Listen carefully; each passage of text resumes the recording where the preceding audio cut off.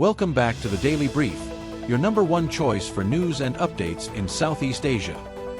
The Bureau of Investigation apprehends 5 blacklisted pogo workers attempting illegal exit.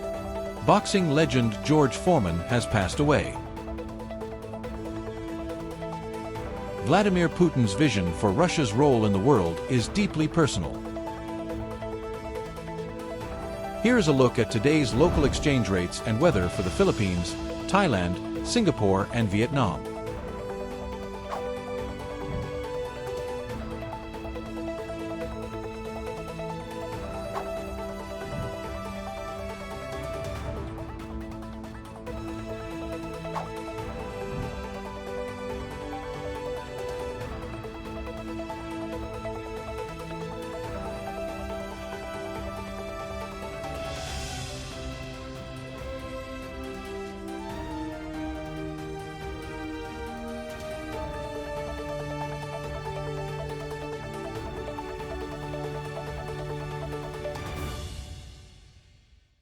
In our first story, in line with President Ferdinand Marcos Jr.'s directive to enhance border security and crack down on illegal foreign fugitives, the Bureau of Immigration, BI, arrested 5 blacklisted Chinese nationals at Zamboanga International Airport on March 22. The operation, conducted jointly by the BI Intelligence Division and the Fugitive Search Unit, resulted in the capture of Ng Guanjun, 31, Yang Jinlong, 29, Lu Xin, 28, Shen Kan, 36, and Luo Honglin, 27. Authorities revealed that 2 of the individuals were fugitives wanted in China, while all 5 were previously linked to Lucky South 99, a Philippine offshore gaming operator, POGO, company raided for alleged illegal activities. According to the BI, intelligence sources reported that the group attempted to escape the country via an unauthorized backdoor route from Toi Toi to Sabah, Malaysia. They had enlisted the help of a transporter, a term used locally for individuals who facilitate illegal cross-border travel. However, their plans were foiled when their boat experienced engine trouble near Languyan Island, Toi Toi, allowing Bangsamoro Autonomous Region in Muslim Mindanao, BARMM, authorities to intervene. Upon verification, BI officials confirmed that all 5 individuals were blacklisted and had violated immigration regulations.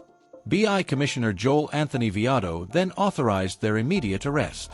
The fugitives were taken into custody upon their arrival in Zamboanga City from Toi Toi, escorted by police officers. They were informed of their immigration violations and subsequently turned over to the Philippine National Police, PNP, for safekeeping, pending a preliminary investigation by the BI Legal Division. Viado expressed gratitude to government intelligence agencies for their collaboration, which was instrumental in the successful operation. This joint arrest highlights the significance of our strong coordination with intelligence sources in preventing fugitives and undocumented foreign nationals from exploiting our borders, Viado stated. He also emphasized the need for vigilance among local government units and law enforcement agencies, particularly in border areas, to prevent illegal cross-border movements. The apprehended individuals will remain in the custody of law enforcement authorities while deportation proceedings are initiated. In our next story, boxing legend George Foreman, known for his historic fight against Muhammad Ali in the iconic Rumble in the Jungle, has passed away at the age of 76. His family confirmed his death on social media, describing him as a devout preacher, dedicated husband, loving father, and a man of faith and purpose. Foreman, a 2-time heavyweight champion, was not only recognized for his achievements in the ring, but also for his entrepreneurial success. He became widely known for promoting the George Foreman Lean Mean grilling machine, making him a household name beyond boxing. His remarkable career included 76 wins out of 81 fights, with 68 victories by knockout. "People trust me," Foreman once remarked about his ability to connect with audiences. Born in Houston, Texas, Foreman had a troubled youth, engaging in petty crimes before a life-changing decision led him to join the Job Corps. There, he earned his GED, learned trades, and discovered his passion for boxing. His natural talent led him to the amateur ranks, where he eventually qualified for the 1968 Summer Olympics in Mexico City. He secured a gold medal in the heavyweight division, solidifying his place as a rising star in the sport. Foreman turned professional shortly after and quickly climbed the heavyweight ranks, emulating the aggressive style of former champion Sonny Liston. In 1973, he captured the heavyweight title by delivering a stunning knockout victory over Joe Frazier, knocking him down 6 times in just 2 rounds. However, His reign was short-lived as he faced Muhammad Ali in 1974's Rumble in the Jungle. Ali employed his legendary rope-a-dope strategy, exhausting Foreman before knocking him out in the 8th round. Following a few more years in boxing, Foreman suffered a loss to Jimmy Young in 1977, after which he had a near-death experience that led him to a religious awakening. He retired from boxing and dedicated himself to preaching, establishing a church and a youth center in Houston. In 1987, Foreman shocked the world by announcing a comeback at the age of 38.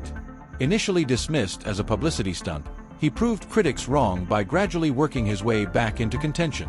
In 1994, at 45 years old, he stunned the world by knocking out Michael Moorer to reclaim the heavyweight championship, becoming the oldest man to ever win the title. Beyond boxing, Foreman's legacy extended into business and philanthropy. His endorsement of the George Foreman grill turned into a massive success, reportedly earning him hundreds of millions of dollars. He also remained active in mentoring young athletes and continuing his work as a minister. Foreman's impact on boxing, business, and personal transformation is a testament to his resilience and reinvention. He will be remembered as a fierce competitor in the ring and a beloved figure who inspired generations beyond it. In our last story, Vladimir Putin's vision for Russia's role in the world is deeply personal, shaped by his belief that Ukraine should not exist as an independent nation and that NATO should retreat to its Cold War boundaries. His ultimate goal extends beyond Ukraine. He seeks to redefine the global order with Russia as a dominant force. Putin, along with his closest allies, emerged from the KGB and has never forgotten the collapse of the Soviet Union, an event he considers a historical humiliation. He rose to power during Russia's economic turmoil of the 1990s, when the country relied on financial aid from Western institutions. However, with rising oil prices in the early 2000s, Russia gained economic strength and was even invited into the G8. Yet, for Putin, merely being a participant was never enough. He wanted Russia to be a leading power. According to experts, Putin was willing to sacrifice economic opportunities for geopolitical ambitions. Russia's annexation of Crimea and the subsequent invasion of Ukraine led to its expulsion from the G8 and global sanctions, but these consequences did not deter him. The ongoing war in Ukraine has stalled, with Russia making slow advances but failing to secure a decisive victory. While former U.S. President Donald Trump has suggested that Russia holds the advantage, analysts argue that both sides are suffering heavy losses. However, Putin sees Trump's calls for a ceasefire as an opportunity to solidify his gains while continuing his broader strategic goals. For Putin, Ukraine's sovereignty and democratic leadership are obstacles to his vision. His 2022 invasion aimed to install a pro-Russian government in Kyiv and prevent Ukraine from integrating with the European Union and NATO.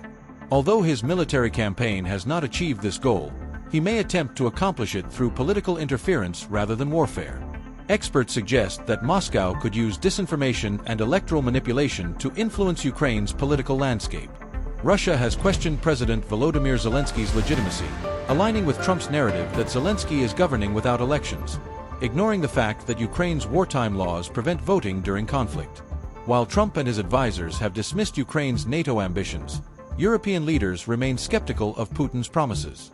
They see him as untrustworthy and believe Russia could launch future military campaigns despite any agreements made today. Putin's antagonism toward the West is rooted in personal and historical grievances. Many of his top advisors were young KGB officers when the Soviet Union collapsed, losing their status and influence. They believe the West has sought to weaken and control Russia for centuries, a perspective that fuels their distrust of Western governments. Beyond geopolitical strategy, Putin frames his ambitions through a historical and religious lens. He argues that Ukraine is inherently part of a greater Russian civilization, a claim dismissed by scholars as revisionist history. He has also aligned himself with the Russian Orthodox Church, which supports the war as a means of reclaiming ancestral Orthodox lands. Ultimately, Putin wants Russia to be central to global affairs, positioning itself as a counterweight to Western powers. Some analysts suggest that he may seek alliances with China, Iran, and other nations willing to challenge the current world order. His vision does not necessarily require territorial conquest, but demands that Russia be a key player in shaping international dynamics. Putin's worldview aligns with Trump's belief that major powers should dominate smaller nations. If Trump were to return to office, he may attempt to negotiate a deal with Russia on Ukraine's behalf, potentially pressuring Kyiv into concessions. For Putin, This would be a step toward securing his long-term vision of Russia's resurgence on the world stage. Thanks for watching the Daily Brief. If you like this video, please share and subscribe so that you don't miss any future updates.